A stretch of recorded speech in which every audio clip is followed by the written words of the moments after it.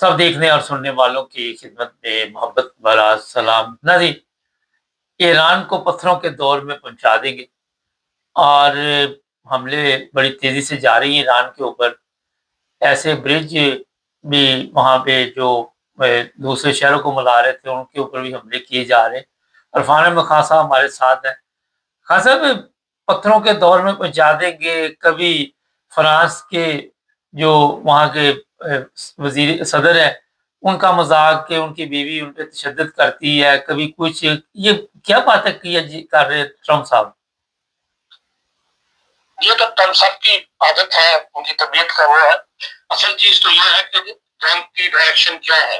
جنگ آیا امریکہ جیت رہا ہے جس طرح وہ چاہتا تھا اسی کے مطابق چل رہی ہے، یا اس میں کہاں کہاں جو ہے وہ کمی واقع ہوئی، یا کہاں کہاں امریکہ کو جو ہے شکست کا سامنا کرنا پڑا. کیونکہ اس جنگ کی ڈائریکشن بھی کئی ہے. ایک تو سیاسی ڈائریکشن ہے، ایک پھر یہ ہے کہ یہ سمندر میں بھی لڑی جا رہی ہے، اور پھر یہ ہے کہ اس کے اوپر فضائی حملے بھی جو ہے وہ بھی انوالو ہے.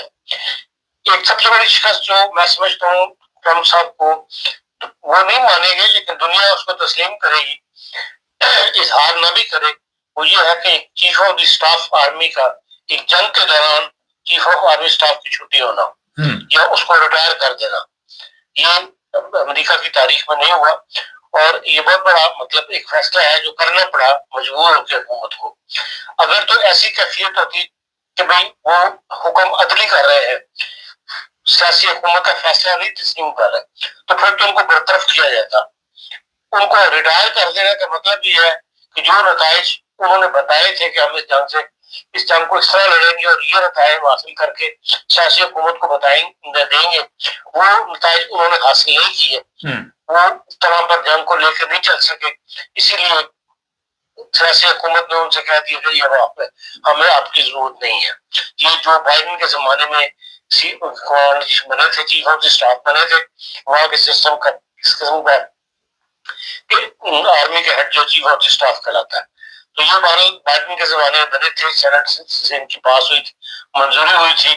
اس کے بعد 2027 تک انہوں نے رہنا تھا، لیکن ان کو ہٹا دیا گیا. اب جو آدمی لے کر آئے ہیں، کہا یہ جا رہا ہے کہ وہ جو موجودہ وزیر دفاع ہے ان کی پسند ہے، انہیں کا آدمی ہے، یا وہ اس کو اچھی طرح جانتے ہیں. اور اب یہ بات سامنے آئی ہے کہ انہوں نے اس دوران بہت سارے سینئر افسرز ہیں آرمی کے وہ ریٹائر کیے ہیں اس جنگ کے دوران ہی، جب یہ جنگ چل رہی تھی. تو اس کا مطلب ہے کہ یہ اپنی فوج سے مطمئن نہیں تھے، فوج کی کارکردگی سے مطمئن نہیں تھے، یہ کہنا چاہیے امریکہ کی حکومت جو ہے. اور وہ اسی لیے مطمئن نہیں تھے کہ ایران نے بہت ڈٹ کر مقابلہ کیا، جو ان کے ذہن میں تھا کہ بھئی ہم ایران کو اتنا ختم کر لیں گے، وہ بات پوری نہیں ہوئی.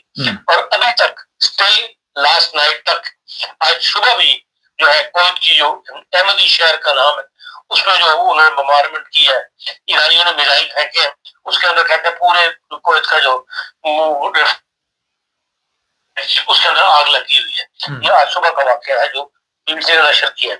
جس کا مطلب ہے کہ ایران نے بھی کہیں بھی اس کے حوصلے پست نہیں ہوئے، اور وہ جو بات کہہ رہا ہے اسی میں ڈٹا ہوا ہے. اسی طرح وہ جنگ لڑنے کے لیے، اس کو پرولونگ کرنے کے لیے اگر اس کے اوپر پڑتی ہے تو وہ اس کے لیے تیار ہے. کیونکہ اب تک کی جنگ میں ہم دیکھ رہے ہیں کہ پہل امریکہ اور اسرائیل کی طرف سے کی جاتی ہے، ایران جو ہے وہ جواب دیتا ہے.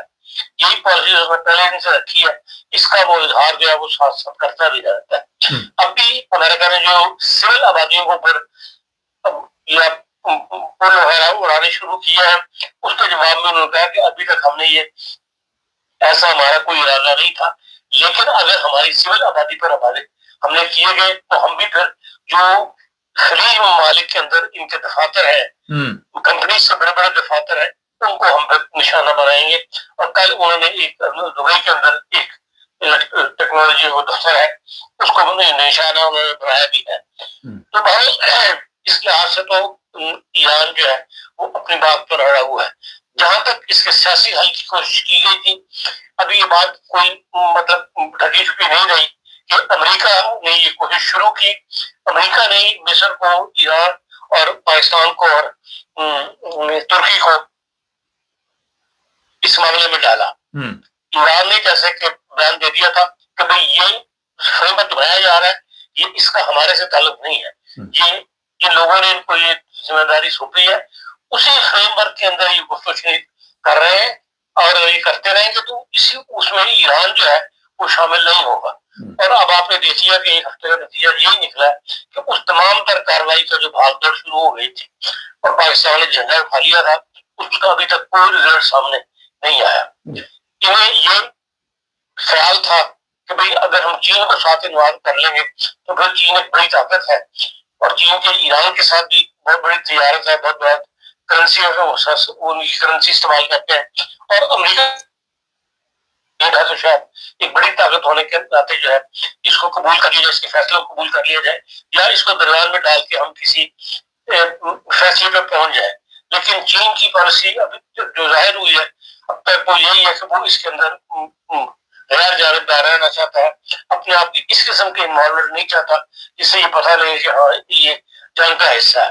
جہاں تک کہ وہ سیاسی بیان جو ہے وہ بھی دینا انہوں نے بند کر دیا ہے.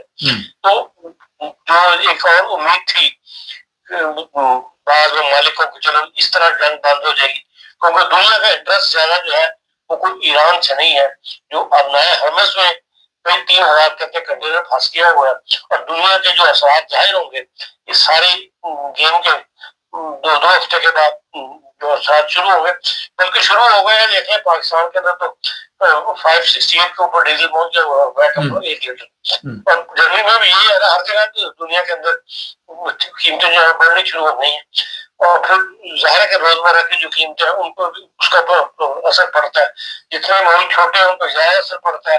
جیسے گوڈس ٹرانسپورٹ پاکستان کے اندر 60% انہوں نے کرائے بڑھا دیے.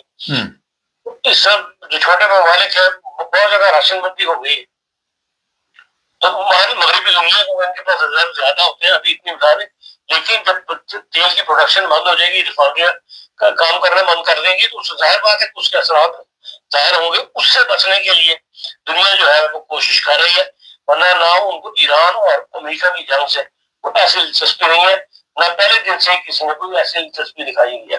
ہاں جو اس کے معاشی اثرات معاشی نیگیٹو اثرات دنیا پہ پڑنے ہیں اس کی وجہ سے یورپ بھی اور برطانیہ بھی جو ہے وہ کافی ایکٹیو ہوا ہے. اور پھر انہوں نے آن لائن میٹنگ پر 35 ممالک کی بنائی ہوئی ہے اور وہ اس کا حل نکالنا چاہتے ہیں.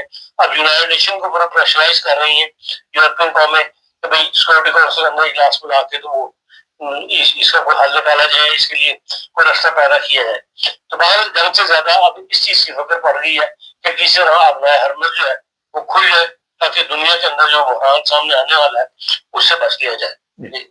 خاصم ایک سوال یہاں پہ سوشل میڈیا پہ بھی لوگ کر رہے ہیں اس وقت, میں نے کہا آپ سے پوچھ لیتے ہیں. یہی میسج ایک دفعہ پاکستان بھی گیا تھا مشرف کے دور میں کہ ہم آپ کو پتھروں کے دور میں پہنچا دیں گے, لیکن وہاں سے رد عمل کچھ اور آیا تھا. ایران نے اس کو اتنا سیریس نہیں لیا, کیا وجہ اس کی؟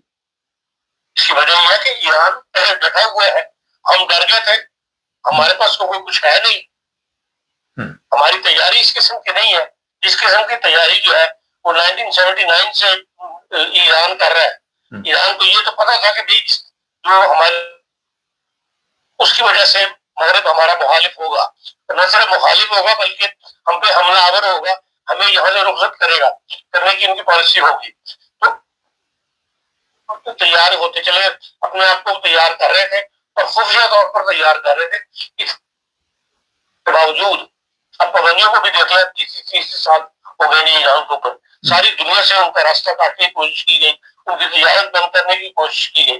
ان کو سہارا دیا ہوا ہے جس وقت دیا ہوا ہے بھارت نے اور چین نے, تو ان کا تیل جو یہ دونوں ملک خرید رہے ہیں, یہ بات نہیں ہے اس معاملے میں. اور پھر یہ کہ تجارت جو ہے وہ کریں, وہ تیل لے کے تو اجلاس بھیج دیتے ہیں, اس کی وجہ سے ملک کو ہے چل رہا ہے. تو باقی یہ ہے کہ بھائی ایران نے تو جس قدر ہمت دکھائی ہے ہم کو ہمت دکھانے کی پوزیشن میں نہیں, نہ تو ہمارے پاس تیل ہے اور نہ ہی ہماری معیشت ایسی ہے. ہمیں تو ایک مطلب 15 دن کا تیل نیچے ہو جائے اسٹیٹ بینک جو ہے وہ چھوڑ ڈال دیتا ہے, پیمنٹ جو وہ خراب ہو گیا اور ہم نے اگلی پیمنٹ کرنے کے ہمارے پاس پیسے نہیں, کیونکہ ہمیں بہت بڑی رقم جو ہے وہ ہر مہینے قرضوں کی قسمیں واپس دینی ہوتی ہے. اس کے لیے ہمیں ایک بیسٹنٹ اماؤنٹ جسے کہتے ہیں وہ فورن ایکسچینج چاہیے ہوتا ہے دوسرے ہم نے قرضے واپس کرنے ہوتے ہیں. ایران نے سادہ زندگی بسر کی ہے. ان کے بادشاہ ان کے تمام حکمران دیکھ لیں, ان کے نظام حکومت دیکھ لیں, تمام سادہ زندگی بسر کرتے ہیں. انہوں نے اپنے اوپر کوئی ایسے برڈن نہیں ڈالے, اتنی پابندیوں کے باوجود اپنے اوپر اتنے قرضے نہیں چڑھائے کہ انہیں پابندیوں کے بعد کوئی بینک یا کوئی انٹرنیشنل ایجنسی قرضہ دینے کے لیے تیار نہیں ہے. پروڈکشن تھی, اپنے آپ گزارا کیا. ہم ایران سے اس لیے ڈر گئے تھے, جو اس لیے زیادہ متاثر ہوئے تھے کہ ہمارے پاس تھا کچھ نہیں. جی بہت شکریہ خان صاحب کا. ناظرین معذرت چاہتے ہیں, آج پتہ نہیں کیا ہوا, کچھ آڈیو پرابلم آ رہی تھی مگر سمجھ آ رہی تھی خان صاحب کی بات کی, اور وہ یہی کہہ رہے تھے کہ ہم اس لیے ڈر گئے تھے کہ ہمارے پلے کچھ نہیں تھا. میں سادہ لفظوں میں بتا دوں اور اس میں اضافہ کر لیں, ہم ایک قوم بھی نہیں ہے, اور ہمارے صدر کے پاس یہ اختیارات نہیں کہ وہ اپنا چیف آف آرمی اسٹاف بدل دے. امریکہ کے صدر کے پاس یہ اختیارات ہیں. ہمارا جو چیف آف آرمی اسٹاف ہے وہ صدر بدل سکتا ہے, یہ میں بتا دوں آپ. یہاں پہ ایک انگلینڈ میں ایک شاپ ہے, وہاں پہ میں اکثر گزرتا ہوں تو ہیلو ہیلو ہوتی, تو وہاں ایک کام کرتے ہیں صاحب گوشت وغیرہ کا, ویسے تو ہر چیز انہوں نے رکھی, تو وہ 3 مالک وہاں پہ بدل گئے. تو میں نے اس کو کہا کہ آپ یہیں کہ یہی کہتا میں مالک بدل دیتا ہوں. تو ہمارے بھی حالات اسی دکان کی طرح ہی ہے کہ جو چیف آف آرمی اسٹاف ہے وہ جب چاہے صدر کو بدل دے, وزیر اعظم کو بدل دے. اس میں ایک اہم پوائنٹ جو میں آپ کو بتانا چاہتا ہوں, کل جرمنی میں ایک ملاقات میں بات ہو رہی تھی جنگ کے حوالے سے.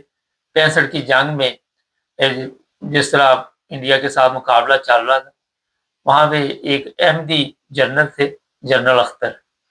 آپ سب شاید ان کو جانتے ہو کتابوں سے, تو ان کے نام نکال دیے گئے ہیں. اور جنرل اختر, یہ فرق میں بتاتا ہوں کیا ہے.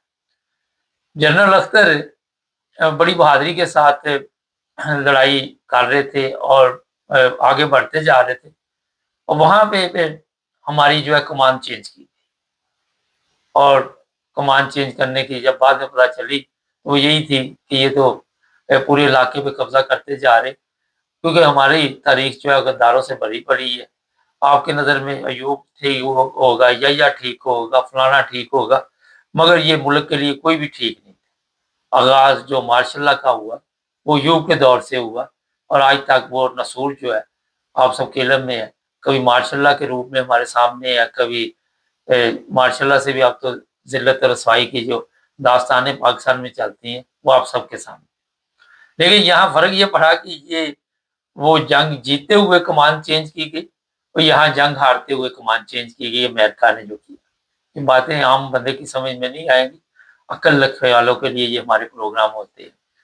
تو چیز یہ ہوتی ہے کہ جب بھی آپ ملک کے لیے فتح حاصل کر رہے ہوں تو کسی کو ہٹایا نہیں جاتا, لیکن ہماری تاریخ جو ہے وہ کچھ مختلف ہے. ابھی جس طرح خان صاحب نے کہا کہ امریکہ کا پیغام آیا, ہم پتھروں کے دور میں پہنچا دیں گے, تو مشرف کو ککڑ بنا دیا. اس نے کہا جو کرتے ہیں, آج دیکھ رہے ہیں وہ نسور جو بویا تھا اس وقت کس طرح کاٹ رہے ہیں, افغانستان کے ساتھ ہمارے تعلقات کہاں تک پہنچ چکے ہیں. تو جناب یہ ہے ابھی تک کی تازہ صورتحال. چینل کو سبسکرائب کر لیں, جڑے